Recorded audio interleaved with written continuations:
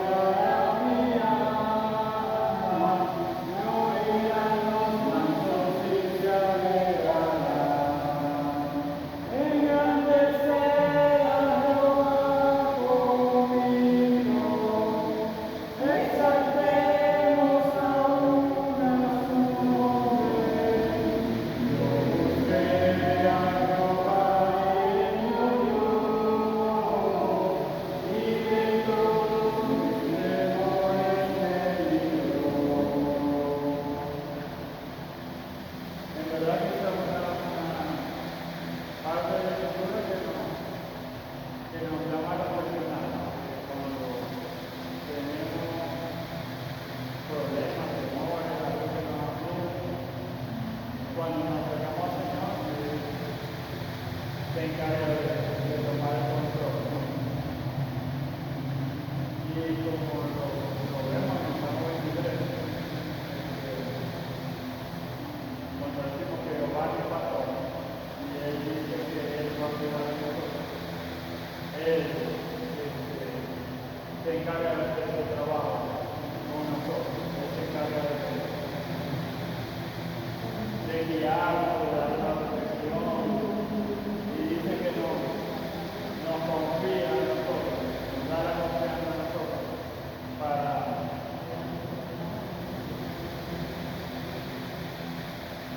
para la posición que nos da nos da una confianza de que Él está llevándonos, capacitándonos, guiándonos, cuidándonos, y que aún en los valles de sombra de muerte, Él está allí para guiarnos y para darnos aliento y para acompañarnos. Y lo hemos vivido en estamos pasando por el difícil, pero Dios siempre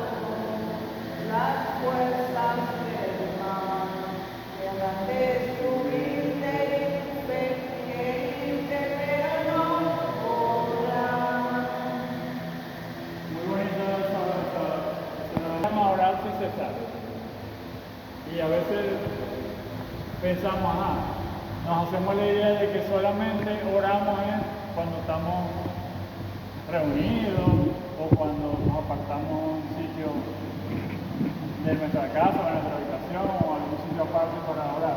Pero el Señor nos llama a orar constantemente, continuamente. Quiere decir que estemos en comunicación con Él en todo momento.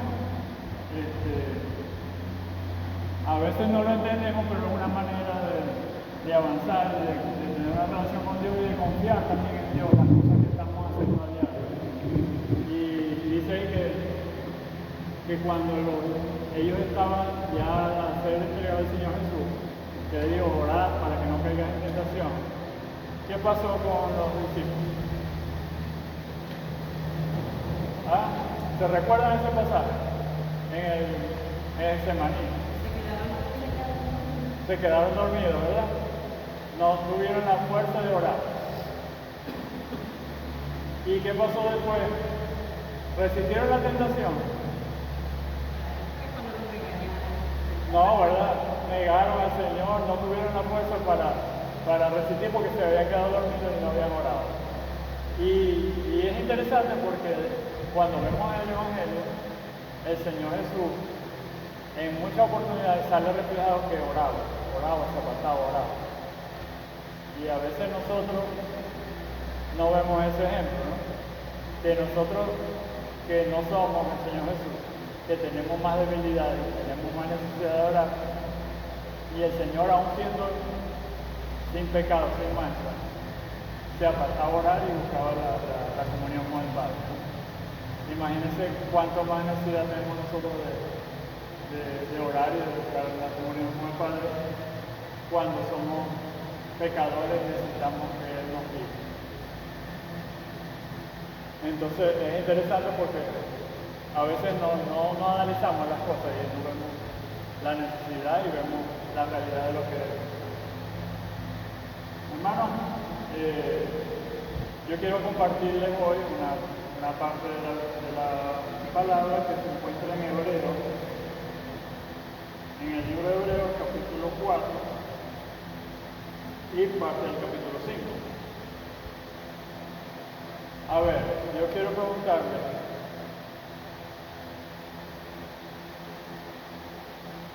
ustedes saben que la Biblia habla desde el Génesis, obviamente. Fue desarrollando cómo se fue desarrollando toda la humanidad, cómo Dios creó la tierra y cómo Dios selecciona un pueblo para que fuera su pueblo, para que fuera el pueblo de Dios. Y ese pueblo es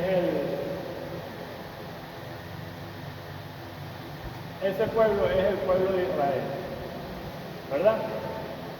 Dios primero le da la promesa a Abraham. Abraham tiene los hijos, de sus hijos se forman la tribu, van a Egipto, allí van a Egipto por escapar de la hambruna. Hebreos 4. ¿Perdón? Ya les digo los versículos. No, va a ser en el versículo 14, a partir del 14.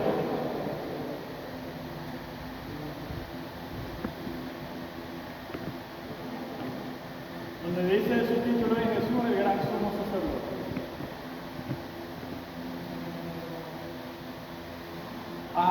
Cuando Dios lleva a los hijos,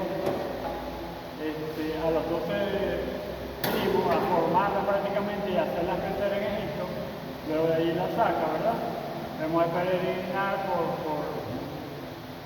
por el desierto y ahí comienza Dios a establecerle la forma del culto, ¿verdad? La forma de la adoración, los sacrificios, el templo, comienzan ellos a tener esa parte digamos así, del culto con los judíos en esa época, cómo era, cómo iba a ser, cómo Dios lo iba a establecer. Y como sabemos, El cristianismo viene de una tradición que llama judeo-cristiana, ¿verdad? Que traemos cosas de los judíos porque fue el pueblo que inicialmente Dios había escogido para ser sacerdote, pero después aparece Cristo y Cristo no encaja dentro de lo que los judíos tenían concebido. Ellos se habían desviado, se habían puesto su atención en otras cosas, que cuando Cristo aparece, para ellos no representa el Mesías que ellos esperaban. No era el Mesías que ellos creían que debía aparecer, ni que estaba haciendo las cosas que ellos querían que hiciera. Por supuesto, Cristo los confronta, enseña, aclara las dudas y las desviaciones que tenían ellos con respecto a las leyes, a las enseñanzas. Y aparece lo que llamamos ahora el Nuevo Testamento, ¿verdad? Aparece toda la historia de Jesús, cómo él confrontaba iba a las sinagogas, hablaba, y cómo los líderes religiosos de la época fueron los que lo llevaron a él a la muerte. ¿Por qué? Porque los confrontaba, porque les decía las cosas en su cara, les decía las desviaciones que tenían y ellos no aceptaban. Y ellos, viendo en peligro su poder político y religioso, deciden, bueno, ya hay que salir, hay que matar. Y vemos como ellos se ponen y buscan a Judas para que Judas, que andaba con él, por una transacción de traición, le ofrece un dinero y el hombre lo acepta y va y lo entrega. Todo esto, por supuesto, estaba dentro de los planes de Dios. Y Dios lo permitió porque era el propósito de salvarlo, de que la persona que era justa, el justo, muriera por nosotros que éramos injustos.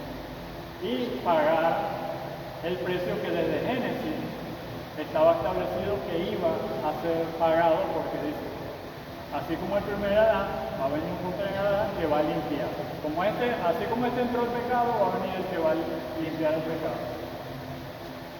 Le hago toda esta referencia porque el tema que quiero tratar allí, que habla de Jesús como el sumo sacerdote, es algo que quiero que estemos atentos. Porque, a ver,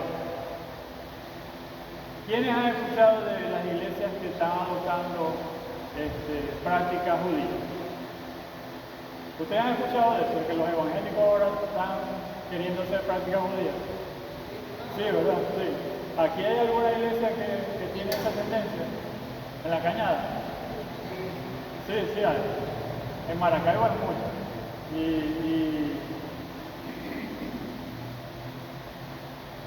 Y comienzan las iglesias evangélicas a querer irse hacia unas prácticas judías de la religión que, digamos, en un principio pudo haber sido el origen del cristianismo, porque fue el pueblo que había escogido Dios, pero que se desviaron y se trastornaron. Pero cuando aparece Cristo, que aclara que es el Cordero que viene a dar, que dice, yo soy el pan, yo soy la vida, el que viene a través de mí, y les deja la claridad de eso, que ellos no pudieron entender, pero que nosotros sí entendimos. No podemos regresarnos a aquellas prácticas que eran simbolismo de lo que iba a ser Jesús. Por eso que en la carta de los Hebreos, en el capítulo 2, el escritor le da una exhortación a la gente de Galacia, porque él dice, ¿cómo puede ser posible que ustedes estén descuidando una salvación tan grande que Cristo le ha dado una cura al Calvario para irse detrás de la ley, o sea, del judaísmo? Muchos toman el pasaje de Pedro para decir que la salvación se pierde, y no es así. Hay la exhortación, ¿cómo van a descuidar ustedes esa salvación tan grande?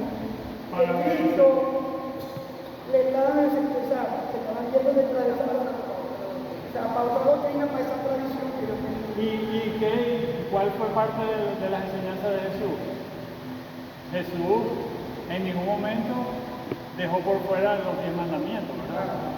Sino que al contrario, ponía más duro a veces las condiciones.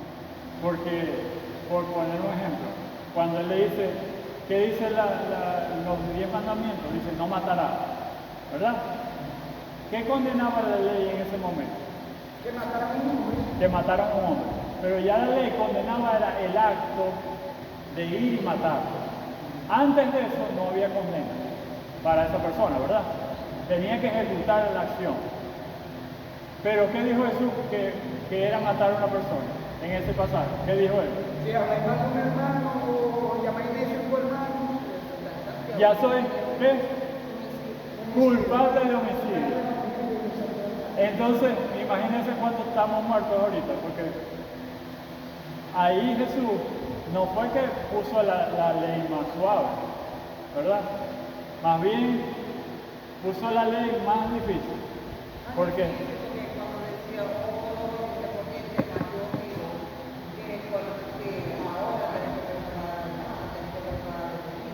No vas a ir a vengarte, no vas a ir a salir, no es necesario que lo matéis, porque ya con que estés hablando mal, le estés peleando y lo estés poniendo mal, ya con eso lo estáis matando.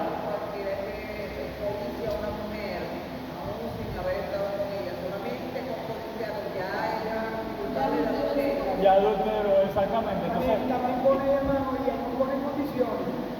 Porque a veces nosotros para ayudar a una persona como que ya va, será para tomar, será para comprar droga, o alguien en la calle y nos medimos.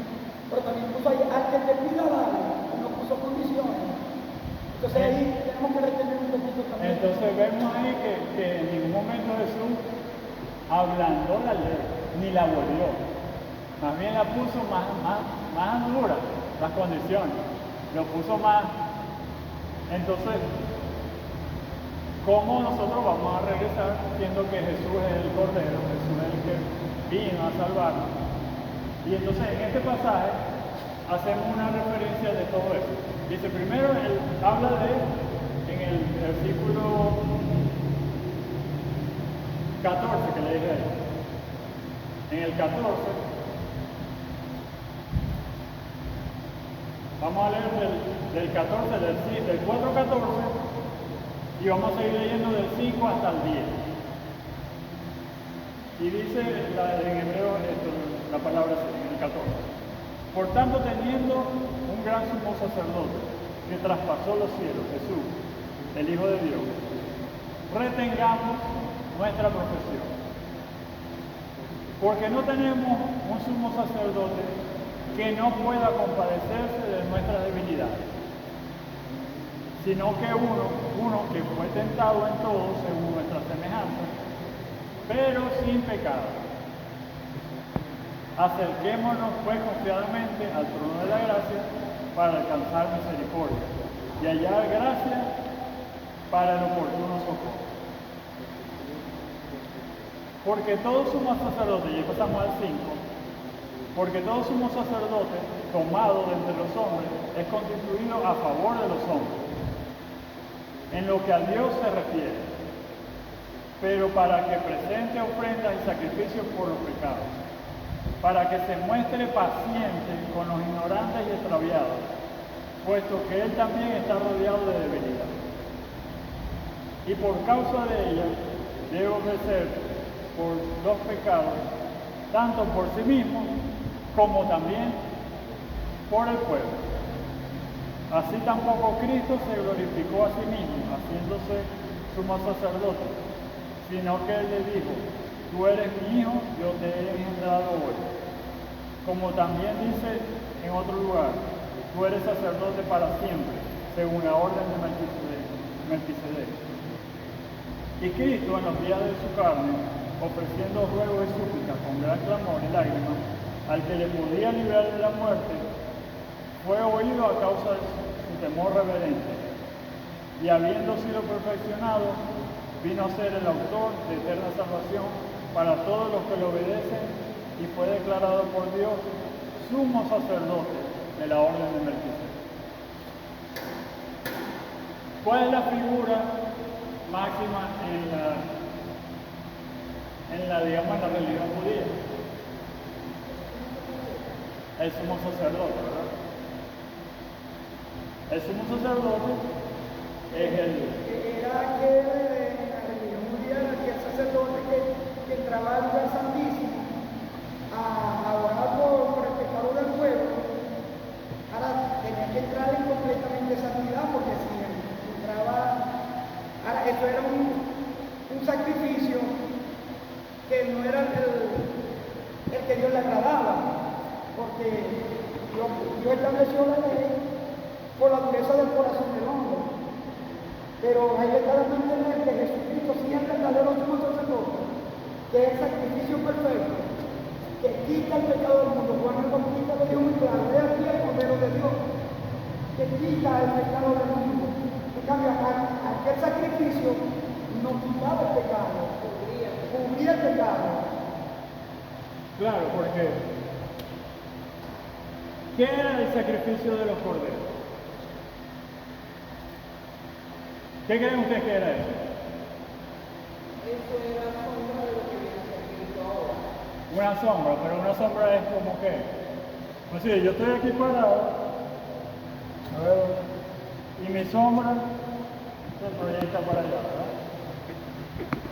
Eso no soy yo, es una sombra mía, ¿no? Pero aparte de esa comparación de sombra, ¿qué era el cordero? Era una imagen De inocencia. una imagen para ilustrarnos lo que representaba Cristo. Lo bueno de eso, o sea, lo que pasa es que quizás el pueblo no entendió hoy en día es que cuando usted va a la profundidad de la escritura, de Génesis, la gracia siempre está. O sea, la gracia, muchos dicen, bueno, ahora vivimos bajo la gracia, aquí vivimos bajo la ley, pero es que la gracia siempre está. Eso, el cordero que sacrificaban, eso era cuando leía el libro de Levítico, eso representa una tipología de Jesús, ante cualquier cordero que apareció cuando Abraham iba a sacrificar el hijo, las piedras que metieron a Adán y a Eva. Varios escenarios que vemos en el Antiguo Testamento eran una simbología de Jesús. Cuando el pueblo de Israel fue atacado por la serpiente y se levantó la serpiente de bronce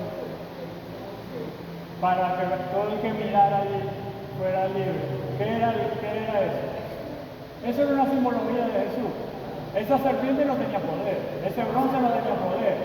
Simplemente, como no había aparecido Jesús, se utilizaban ciertos símbolos para que ellos fueran entendiendo poco a poco. Símbolo de la salvación, símbolo de la promesa, símbolo de que ellos tenían la promesa y todo eso, pero todavía no había sido clarificado, no había sido presente y no podían a veces entender lo que representaba. Se cegaron, porque después con el tiempo comenzaron a quemar incienso a la serpiente, comenzaron a adorar. Sí, se contaminaron y fíjate que ningún rey pudo destruir todos los lugares altos, solo uno se atrevió que fue Ezequiel. Mire, Ezequiel fue y acabó con todo eso. No habían terminado de salir de Egipto cuando ya estaban haciendo el becerro de oro. Exacto. Y imagínense ustedes la cantidad de milagros que habían visto, ¿no? Todas las plagas, todas las cosas en Egipto. Y no había terminado de salir bien cuando ya estaban haciendo un becerro y querían devolverse. Entonces, pero Dios fue utilizando cierta simbología para representarnos allá. ¿Y qué queremos ver hoy? Lo que habla ahí el Hebreo, ¿no? En Hebreo es un libro escrito para los judíos, básicamente, que habían creído, y reforzándole para que no se regresaran atrás. Porque imagínense, ¿cómo sería en esa época la presión para que ellos se regresaran otra vez al judaísmo si ahorita todavía en la actualidad hay iglesias que se están queriendo regresar sin tener mayor conocimiento del judaísmo ni de nada, y estar en una cultura envuelta dentro del pueblo de Israel, quieren irse hacia allá. Imagínense cómo sería en esa época la presión. ¿Qué comienza a ver aquí? Vamos a ver unas comparaciones que hay entre el sacerdote,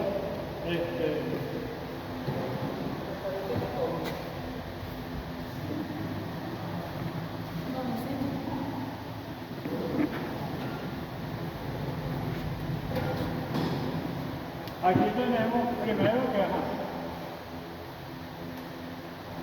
que dice que el sacerdote era un hombre, era un humano, ¿verdad? Y por ser humano estaba afectado ¿por qué?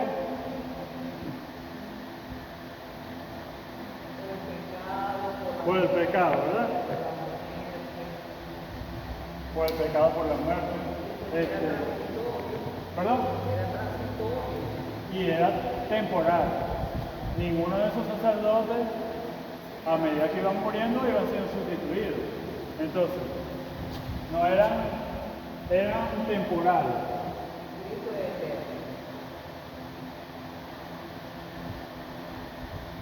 Aquí era Dios y estaba limpio de pecado, ¿verdad?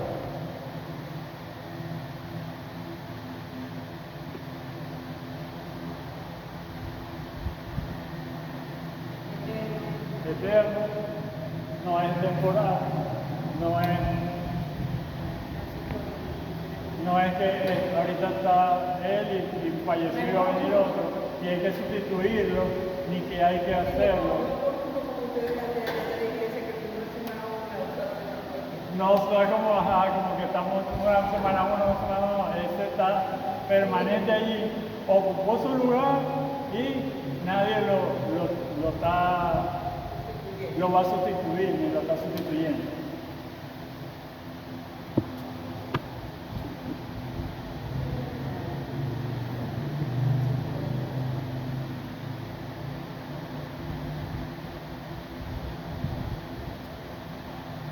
El sumo sacerdote tenía que ser sacrificio anual, ¿verdad? Una vez al año él tenía que entrar al lugar santísimo. ¿Y qué tenía que hacer para poder entrar al lugar santísimo? A ver, si alguien se recuerda bien. Tenía que primero, porque si entraba huevo primero,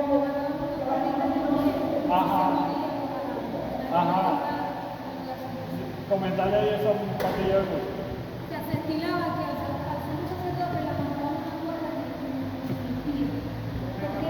porque él era el único que podía entrar al lugar santísimo. Si él se moría estando dentro, nadie podía entrar al lugar santísimo de la nuestra política y reposaba la presencia de Dios. Entonces lo que hacían era que daban una tortilla para poder entrar. Hay que ver que le regresa a la transformación. Igual lo alaban. Primero, para poder entrar tenía que presentar sacrificios por él, para estar libre, porque si entraba al lugar santísimo sin estar libre, sin haber pedido perdón y haberse arrepentido, lo iban a sacar jalado por la pata, porque nadie se podía meter ni siquiera a entrar a buscar. Jesús un solo sacrificio.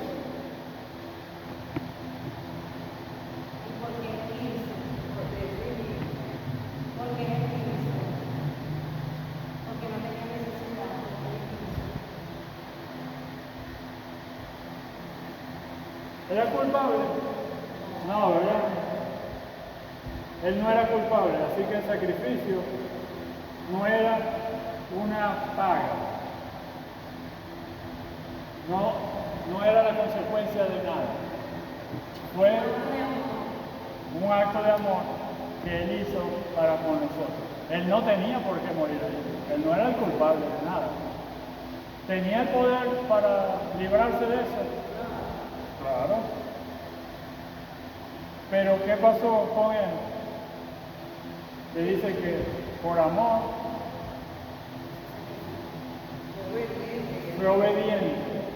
Y obediente al punto de dejarse matar por pecadores y hombres que no tenían la mayor autoridad que Él. Pero Él se sometió a todo eso. ¿Por qué? Porque era parte de la promesa que Dios había dado de librarnos del pecado a través de un postrer Adán que viene a ser Jesús. Sin embargo, hermano, aquellos judíos que practicaban eso, ellos tampoco estaban cumpliendo con la ley, aunque aún hicieran todos los requisitos, tampoco. Porque cuando Jesús dice la palabra del amor, cuando Jesús recibe la ley entre amar al prójimo y amar, ¿verdad? A Dios sobre todas las cosas, ahí se cumple todo. Porque ahí está toda la ley. Ellos hacían, cumplían con aquellos requisitos. Con unos requisitos mínimos, obligados. Exacto, pero entonces no amaban.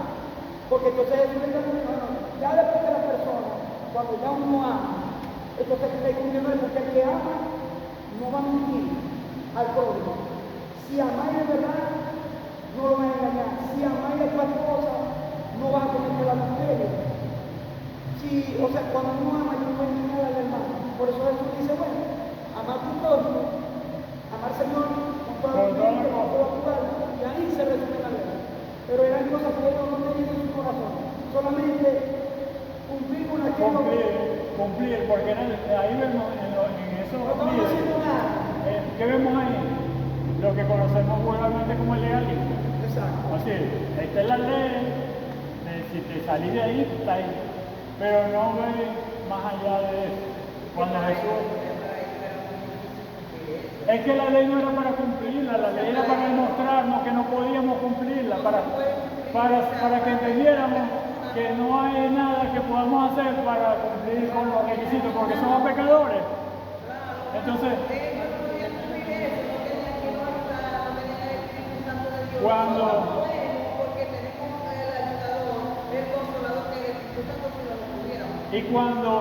cuando se le acercan a ellos con la mujer que había sido encontrada en adulterio, que lo confrontan y lo invitan y le dicen, la ley dice que hay que apedrear, ¿verdad? Eso era la ley y estaba correcto. Pero el Señor Jesús, ¿qué hizo? Le dijo, bueno, está bien, no hay problema. El que no tenga pecado, que comience a apedrear. Por supuesto, venir de esa palabra de Jesús a alguien que viene a buscar confrontarnos porque quieren que ejecutar una acción legalista y forzar a Jesús a reconocer que ellos estaban en lo correcto, y Jesús les dice, no hay problema, el que esté libre de pecado, comienza. Por supuesto, ninguno estaba libre de pecado. Dios habló directamente a ellos y inmediatamente comenzaron su conciencia y dice que se fueron retirando desde los más viejos hasta los más jóvenes. ¿Por qué? Porque dijeron, ¿cómo decir? También somos culpables. No, ella no es solamente la culpable, nosotros también, porque vamos a querer apedrearla. Y entonces allí esa confrontación de la legalidad con el amor y con lo que es el Evangelio, que es hacia las personas, no contra las personas, ni por cumplir una ley como tal, era lo que ellos no entendían. Hermano, lo que dice el hermano, yo en lo poquito que Dios me ha dado, ¿verdad? A la gloria de Dios, yo a veces me pongo a analizar y al hombre, a nosotros, gracias a Dios por el Espíritu Santo. Ok, para nosotros, claro, el no es para tomar la salvación por libertad, pero al hombre le es imposible alcanzarla, sino que por la misericordia de Dios y por el amor de Dios entregó a su Hijo. Para nosotros tener la salvación cuando reconocemos a Jesús como Salvador. Pero cuando vos te pones a ver cómo lo alcanzar, por tus hechos, no lo vas a alcanzar nunca. Entonces eso es lo que está haciendo el judaísmo. Es que con esas obras que ellos están haciendo la van a alcanzar. Es imposible. Al hombre es imposible alcanzarla, sino tenemos que entender que la salvación por misericordia, porque en Efesios lo dice Pablo, por gracia soy salvo, por medio de la fe, y esto no es de nosotros, sino que es un don de Dios. Hermano, si vamos a la justicia, Exacto. No pues merecemos nada. nosotros ¿qué merecemos? El infierno. La paga de nuestra culpa es la muerte. El infierno. Eso es lo que nosotros nos ganamos y nos merecemos. Pero la misericordia y el amor de Dios está en que aún siendo nosotros pecadores, Cristo murió para limpiarnos y librarnos de esa culpa. Y eso es lo que tenemos que entender y ese es el mensaje que nosotros tenemos que transmitir. O sea, hermano, todos somos pecadores, todos somos culpables. Pero Dios hizo el sacrificio por nosotros y quiere darte la oportunidad a ti de que te liberes de esa... Puede compadecerse. Jesús puede compadecerse porque dice que fue tentado en todo, ¿verdad? Como hombre. Pero no pecó. Pero no pecó. ¿Pero qué quiere decir eso? Que Él estuvo en situaciones difíciles y yo diría que aún peores de las que enfrentamos nosotros. Porque yo creo que a ninguno de ustedes le han echado unos latigazos, ¿verdad?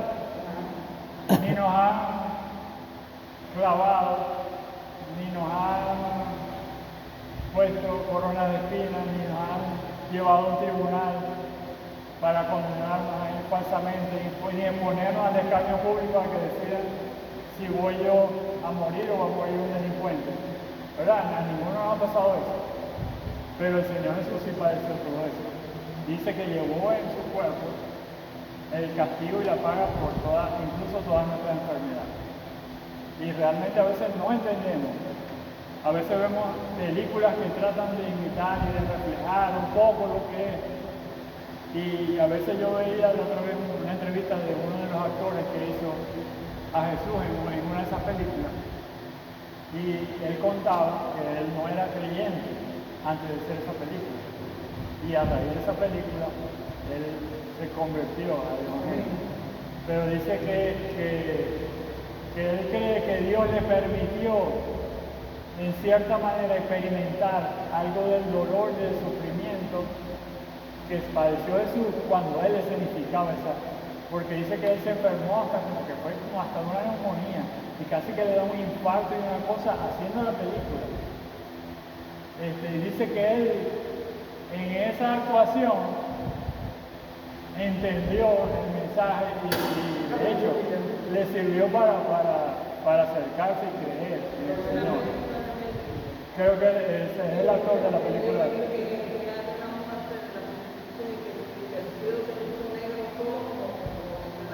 Sí, hubo cosas que ellos cuentan allí que no fueron de la ficción, sino que fue realidad. Realidades que vivieron, que él mismo vivió en su cuerpo. Y él era creyente. Sí, era una persona que no creía, que no. Entonces, puede compadecer. Él sabe lo que podemos enfrentar nosotros como... Mientras que el sacerdote podrá entender algunas cosas, pero no ha sufrido todo lo que nosotros sufrimos o lo que podemos padecer. Obviamente aquí, sin pecado,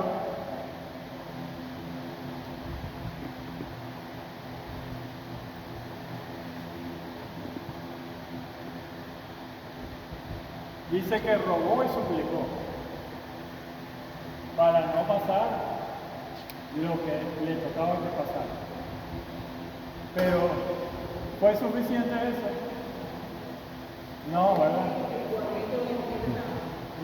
No fue suficiente los ruegos de súplica, sino que tuvo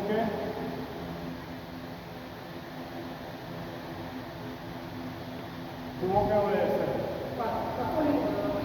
Y aún siendo hijo, dice, tuvo que humillarse, a dejar su investidura de hijo, ser hombre, cuidarse, padecer y obedecer y pasar. Y dice que aprendió a la obediencia pasando por esa situación. Pastor, me llama la atención, probó y suplicó. Esto no tiene que ver con el tema que usted está dando, pero yo en todo el día he estado viendo en la escritura cómo Pablo, si Dios lo permite, rogaba a Jesús en una ocasión que iba a predicar en una barca, probó fuego para que la vayan un poquito más hacia atrás, ¿no? Y vemos a Jesús rogando y suplicando, ¿no? Y yo me llevaba de hoy en día, porque bueno, eso tiene que ver un poquito porque el tema de los que hay iglesias evangélicas que se están teniendo al judaísmo. Y también podemos ver otra iglesia que pastores que no mal, por lo menos no dice el Señor, te ruego que están en esa manera de tal Sí, no da amor. sino que, Señor, o sea, te ordeno, decreto, ya, vamos a contar hasta 3, 1, 2, 3, 4, 6 años. ¿Quiénes somos nosotros Entonces, para, si el Señor Eso, Jesús rogaba y pedía la dirección de Dios, ¿cómo vamos a nosotros a pretender darle darle instrucciones una a obediencia Dios? al rey. No es que es soberano. Y eso está de moda entre los predicadores. ¿Qué ordeno? Sí, Decreto. pero si nos podemos O sea, ya, analizar, o sea, es algo completamente fuera de lógica. fuera del orden. Fuera de lógica, porque como yo, un humano, con todas estas pecados, que no soy, voy a ponerme a darle una orden al Señor, que es soberano, que es el autor de la vida, que es el que me sustenta, el que me Es libra. como si yo le pidiera a Dios en nombre mío. Por eso, en el nombre de Jesús. Porque cuando decía en el nombre de Jesús, ya está ahí a Jesús por delante. Entonces, Dios no te está mirando a vos, está mirando a Jesús, que es el intercedor entre Dios y nosotros. Si nos miran a nosotros nos quema, nos consume, Si a como le pasó nosotros nos tiran, a los judíos que se rebelaron en medio del desierto. exacto. Sí. Llega la candela y como le pasó a los sacerdotes de Baal al chicharrado todo. Entonces, a pesar de eso, rogó, pero obedeciendo, padeciendo, aprendió la obediencia. Y dice que fue perfeccionado también. Habla de que fue perfeccionado. Por supuesto, esto era una posición de honra. El sumo sacerdote era algo Honroso. digamos así, privilegio, de un honor, de una honra, porque no cualquiera lo iba a hacer. Por lo menos Israel era uno solo. Y estaba allí hasta que se cumplía su tiempo, o si se le ocurría entrar desordenadamente, lo sacaban y ya lo tenían que sustituir. Pero era una posición honrosa. Al igual, pues, la posición de Jesús como Salvador es una posición honrosa, pero permanente, ¿no sé? Por supuesto, ya esto, él era pecador y era débil, era humano. Tenía que purificarse todos los años igual antes de entrar. ¿Por qué? Porque en ese año tenía cabros pelados. Es raro que Jesús soporta, porque cuando él ora en el momento que comienza a transformar al Padre, quizás muchos hemos pensado, bueno, que está orando más, que tenían miedo quizás por los clavos, tendrían miedo por la corona de espinas. Y Jesús no clama al Padre por eso, ya sabía que eso iba a acontecer. Cuando Jesús dice, Padre, si es posible, porque ahí venía Bueno, toda, ahí muestra su humanidad también. ahí ¿no? venía Sí. toda la ira de Dios. Claro, demuestra ahí su humanidad de que El temor de lo él que era la tenía ira que del Padre sobre él, no era la corona, no era los clavos, no era... no, y lo que tenía que afrontar no era una situación, era una situación Estaba en condición de- extraordinaria, así trascendental para la humanidad. Entonces, ahí vemos también lo que se puede compadecer, porque él experimentó eso y mucho más. Se derramó la copa del Padre, se puede pasar la copa, o sea, la copa de la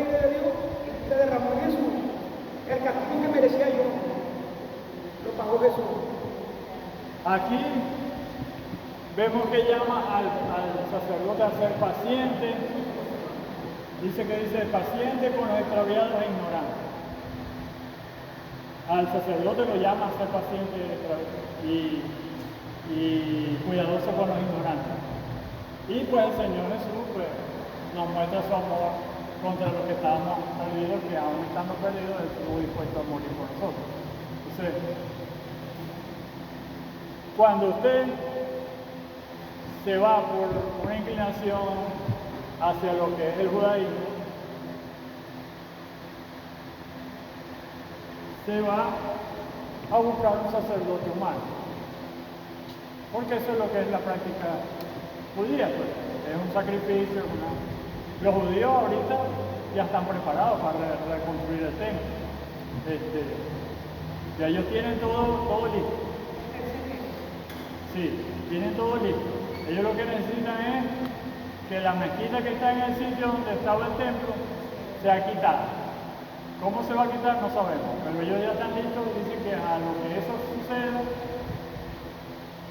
y eso puede suceder en una guerra, en una bomba que llegó ahí, cualquier cosa, pero eso va a suceder y ellos están ya preparados para restablecer el templo. Pero, ¿quién va a estar allí? Sacerdote humano. Ajá. Y si se restablece el templo, va a haber más de un evangélico queriendo ir allá al templo porque quieren irse al judaísmo otra vez. Y vale la pena cambiar al sumo sacerdote de Jesús por un sumo sacerdote humano. ¿Ah? Hermano, y aquí está el trabajo que debemos de hacer. En Santiago, más clara, dice Santiago, hermano, si alguno entre vosotros se ha extraviado de la verdad y alguno le hace volver, sepa que el que haga volver al pecador del error de su camino, salvará de muerte un alma y con gran multitud de pecados. Entonces, nosotros estamos llamados a, primero, estar claros que no tenemos por qué regresar. Particularmente, yo les comento, yo fui criado en un hogar cristiano, mi papá ha sido pastor y ha fundado iglesias en las vistas. Y todos los cristianos tienen cierta admiración por los judíos, vamos a estar claros, porque lo ven como que es el pueblo de donde viene Jesús, la historia, todo eso. Y en esas cosas que no están mal, de admirar, de conocer y de saber. Mi papá le dio porque se enteró de que en Maracaibo hay una comunidad judía que tiene colegio y liceo. Y él consideró de que si era de los judíos tenía que ser muy bueno. Y entonces él me consiguió para que yo comenzara a estudiar bachillerato ahí en ese liceo. Se llama el Liceo Bilú, de Maracaibo, por decir. Es de la comunidad judía. Y claro, yo entro a estudiar y allí tienen una sinagoga, allí tienen un rabino, allí ellos tienen sus prácticas, y la mayoría de los estudiantes son judíos. No porque nacieron en Israel, sino porque vienen de descendencia judía y han nacido en distintas partes del mundo, pero son judíos y practican el culto, la religión judía. Pues yo conviví con ellos. Allí el primer año fue muy duro porque yo era el extranjero, yo era el advenedizo. Yo estaba ahí de paracaidista. Y eso hasta los mismos venezolanos me atacaban, que habían estado con ellos durante muchos años, porque venían quizás de estudiar toda la primaria juntos, yo aparezco en bachillerato, me atacaban y tal, y yo vi esa parte de los judíos.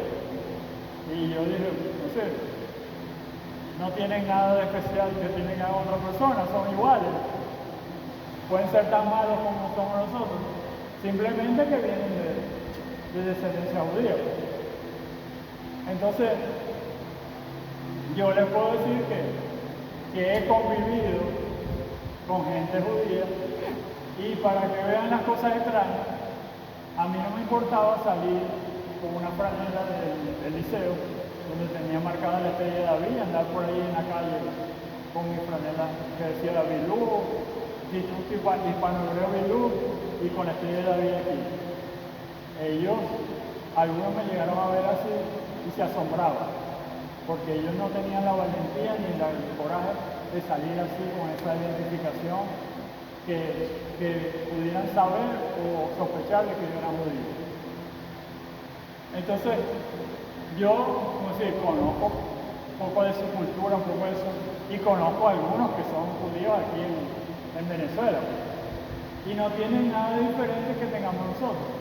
Simplemente, bueno, son parte del linaje que Dios tiene promesa para con ellos, pero que en la actualidad, ¿quiénes están disfrutando de esto?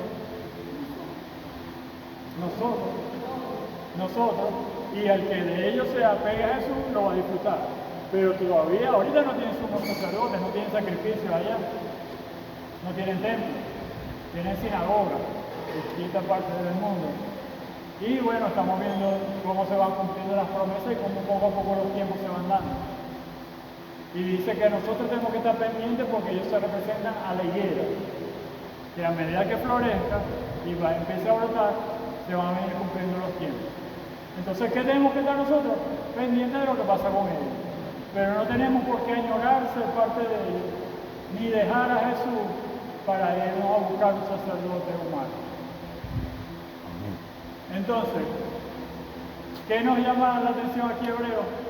A que entendamos que el sacerdote que tenemos es mucho mayor. No más que necesito una vez sacrificarse para limpiarlo todo. Y no todos los años están matando. Y que nos dio la libertad de entrar al lugar santísimo cuantas veces queramos. Y nos permite, rompió el velo que había y permite el acceso directo. Ya no hay que esperar un año y ya no solamente una persona, sino que todo el que queramos y que nos conoce se puede compadecer porque padeció, y aún más de lo que padecemos nosotros. Entonces, hermanos, le hago esta advertencia que nos la hace Hebreo, es que no nos desviemos, no permitamos que los que vengan por ahí con ideas mesiánicas, judaizantes, los convenzan, porque eso era simplemente una ilustración de lo que venía. Ya lo que venía llegó, después de Jesús, y entonces vamos a ir a la sombra, vamos a ir a las imágenes o a la simbología de lo que era, no, vamos a Jesús, entendamos su enseñanza y entendamos el propósito que Él tiene para nosotros. Entonces, esa era la palabra que quería compartirles con ustedes hoy, y que no nos llenen los oídos ahí de cosas raras, y que estemos claros que el sumo sacerdote de nosotros es Jesús. No necesitamos otros sacerdotes, no necesitamos otras prácticas.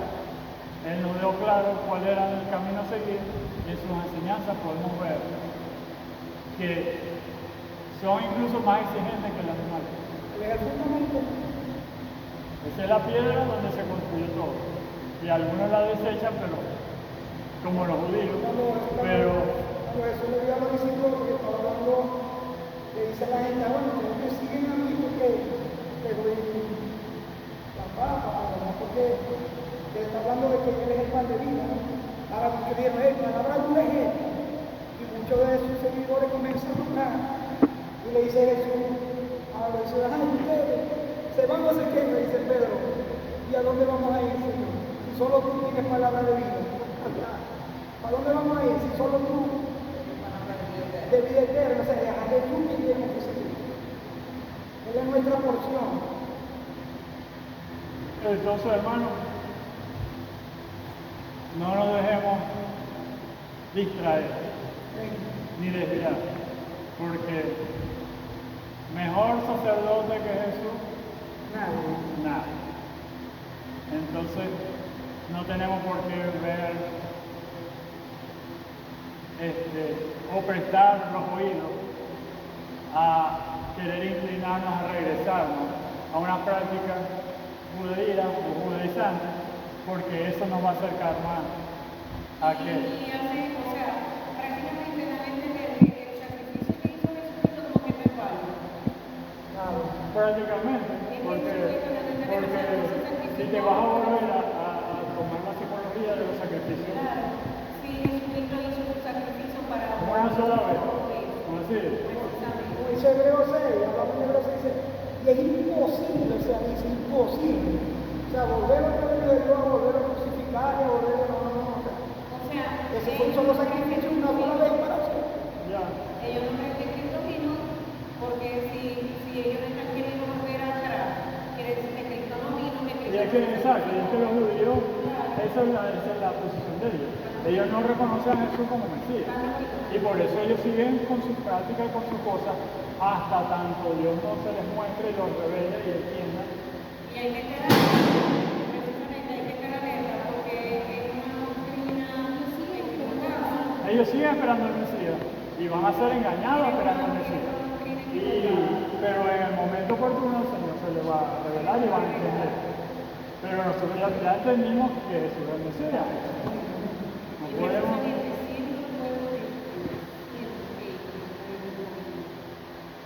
Y nuestra responsabilidad es compartir y alcanzar a otros y ser de bendición a las naciones.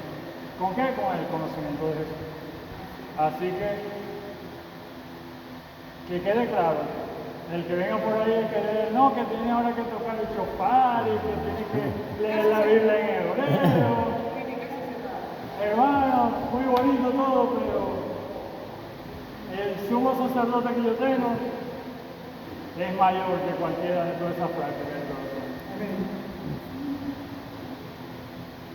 Entonces, bueno, vamos a orar y para agradecerle al Señor de esta enseñanza que la podamos atesorar y que no nos quede en duda, y cuando venga alguien quizás con duda tengamos la capacidad de explicar.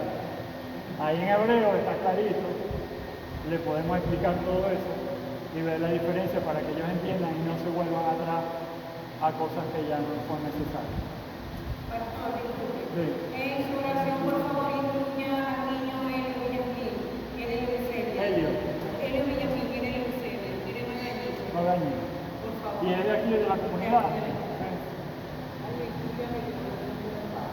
Y a María, la área de hoy, que es un pastor que es más y a que lo voy a hacer.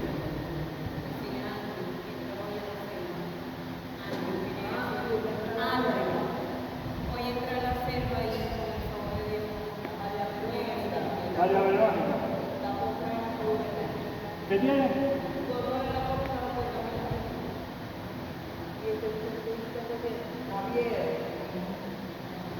¿Usted también en la columna? También.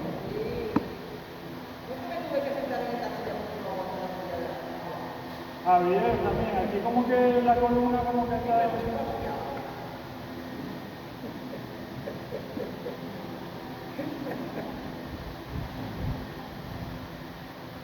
María Verónica, Javier, Violeta, Enio,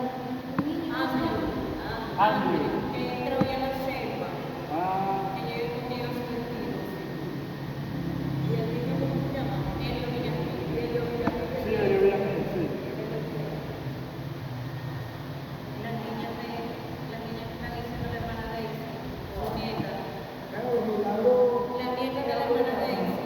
ayer hablamos con una Oye, mami, la nieta de la hermana Daisy. ¿Cómo se llama la nieta?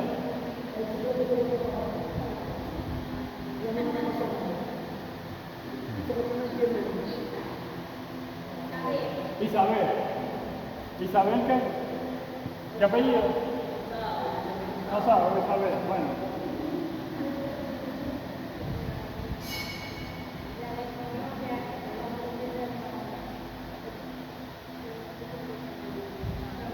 Bueno, ajá, hermano, ya ustedes saben que los miércoles se están reuniendo también, ¿no? Sí. Nos estamos reuniendo los domingos aquí. Le comentaba a la hermana Violeta cuando llegamos y le comentan todo para que sepan. De los que hemos estado viniendo para apoyarles aquí, estamos 3 parejas, que son mi esposa y yo, Claudio Ardenti y su esposa Yacorina, y Daniel y Elisa. Estas 3 parejas vamos a estar, como quien dice, ayudándoles aquí continuamente. Es decir, que vamos a estar ayudándolos y apoyándolos para hacer actividades adicionales a lo que es el servicio del domingo. Sí, hacer campañas para no tratar niños. Aquí tenemos para proyectar una buena película infantil, poder hacer actividades. Aquí, hermanos, tenemos muchas oportunidades. Hoy veníamos viendo, pero La idea es que podamos atenderlos, podamos primero reclutar y después tenemos que atender, tenemos que preparar clases para ellos, atenderlos, porque no lo vamos a tener aquí igual como nosotros. Entonces y aquí tenemos espacio, allá tenemos un salón con aire, creo, allá tenemos otros salones que hay que simplemente limpiar y acomodar. Hay que hacer tonterías, pero prácticamente allá tenemos sillas, así que tenemos muchos recursos. Que le dé la bienvenida a un euro que tenía ok. No, le damos la bienvenida a todos. Al hermano, primera vez que yo lo veo. Ya he venido a lo mejor porque, claro, yo estoy veniendo todos los domingos, ¿no? Pero bienvenido de verdad acá. Y como pueden ver, no estoy aquí. Queremos aprender de la palabra, estudiar, compartir y estamos invitándolo para que se unan a nosotros. Estemos aquí aprendiendo la palabra y transformemos nuestra vida y así podemos transformar nuestra vida aquí en la cañada. Como les decía, vamos a estar nosotros coordinando esa actividad con ustedes, estar pendiente, atender a los niños, empezar a hacer visitaciones y hacer algunas actividades para traer a la gente para acá. Poco a poco vamos a ir viendo.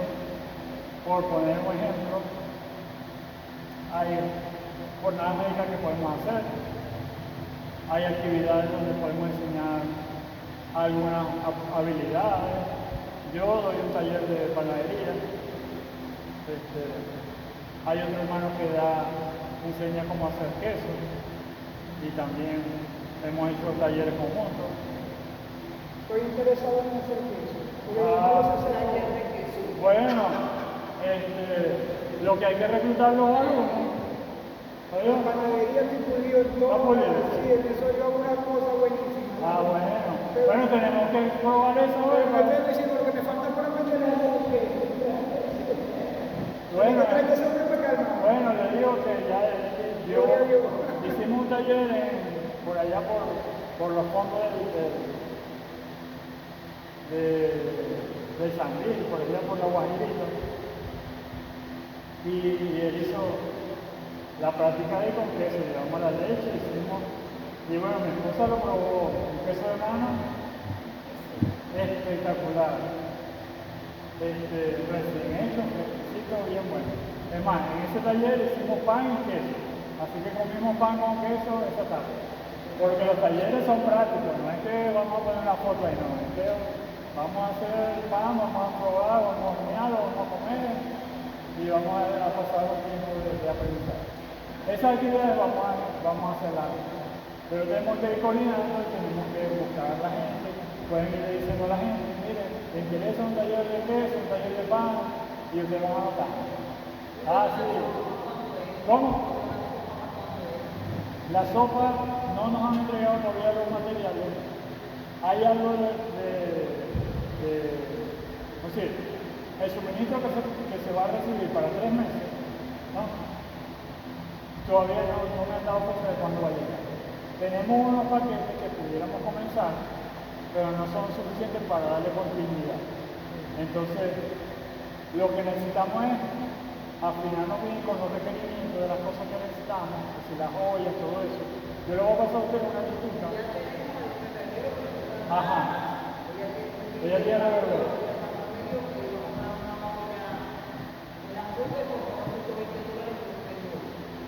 Ah, bueno. Dígale a usted que cuando se la va a entregar. Como ya se la prometieron a usted, de todas maneras les digo, como si, como hay unos hermanos en la iglesia que trabajan con cocina y con comida, una hermana me dijo, Evera, lo que tengas dinero, me avisa porque se consiguen algunas ollas usadas de gente que no las está usando y que cerraron ya sus negocios y que se consiguen a mejores precios. No van a ser nuevas, pero son útiles, son funcionales. No son ustedes. Hermano, voy a contar un testimonio. Ah, cómo no, hermano. Bueno, ya anoche estuve llevando la palabra de un hermanito que está congregando y es el que mi hermano quiere. Javier, Ah. compartiendo con él. Estuve como 2 horas y cantamos, oramos. Bueno, me fui para la casa. Llegué a la casa como a las 6:30, me fui para las 7. Y Salvación de Emergencia el tapado. Y era una bicicleta de ayer domingo. Y a me dije, hermano, me llegó una camioneta. La bicicleta, yo no sé, yo no entiendo, yo salí volando así por la carretera y un poco guapa. La bicicleta no sirve para nada. Y el Señor se baja en la camioneta llorando. Lo maté. Yo enseguida me levanté. ¿Qué pasó? Y me abrazó llorando. Para mí me conoce todo el mundo. Chico, vamos para el hospital, vamos con un clínico. Tranquilo, yo no tengo nada. Tiene que pagarme la bicicleta. Pero ese es el testimonio, hermano. Que eso que sucedió anoche, para que yo no estuviese aquí hoy. Y estoy seguro que el ángel de Jehová mete su mano porque decía. Pero no me siento nada, hermano. Y por el hermano que va bien. Ese es el testimonio de que tenemos un Dios todopoderoso y que, bueno, vivimos bajo su voluntad. Y la palabra dice que el ángel de Jehová acampa alrededor de los que tienen y la mano. Amén. Bueno, hermano, ponemos de pie, oramos para que nos vamos a preparar al almuerzo ya aquí. Señor, te damos gracias por este tiempo, Señor, por la enseñanza de tu palabra que hemos podido compartir en esta mañana, Señor, por que tenemos el testimonio de nuestro hermano como tú lo libraste ayer, Señor, en ese accidente. Señor, como vemos que tú eres nuestro pastor y cuidas en todo tiempo, aun cuando pasamos por valle de sombra de muerte. Gracias, Señor, porque entendemos de que tú eres nuestro sumo sacerdote y que no necesitamos otro sacrificio, sino el que ya tú hiciste por nosotros. Y que no debemos desviarnos para confiar en otras cosas, sino poner nuestra confianza en ti. Y que tenemos la oportunidad de entrar directamente al lugar santísimo a través de ti, Padre. Gracias, Señor, porque hasta aquí nos ha ayudado y nos va a continuar ayudando. Gracias por la bendición y la oportunidad de mis hermanos estar acá, Señor. Que cada día ellos puedan ser fortalecidos, Señor, y puedan animar a otros a fortalecerse, a unirse, a congregarse, Padre, para ser de bendición a sus vidas y para bendecir también a sus familias. Te pido que les bendigas durante esta semana en sus labores de trabajo, en sus estudios, en cualquier labor que tengan que desarrollar, Señor, cualquier problema que tengan que enfrentar. Tú dale la salida, dale la fortaleza para que ellos puedan ver tu mano obrando. En el nombre de Jesús te lo pedimos y te damos las gracias. Amén. No.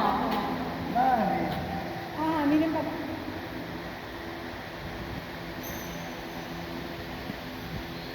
Sí, por aquí.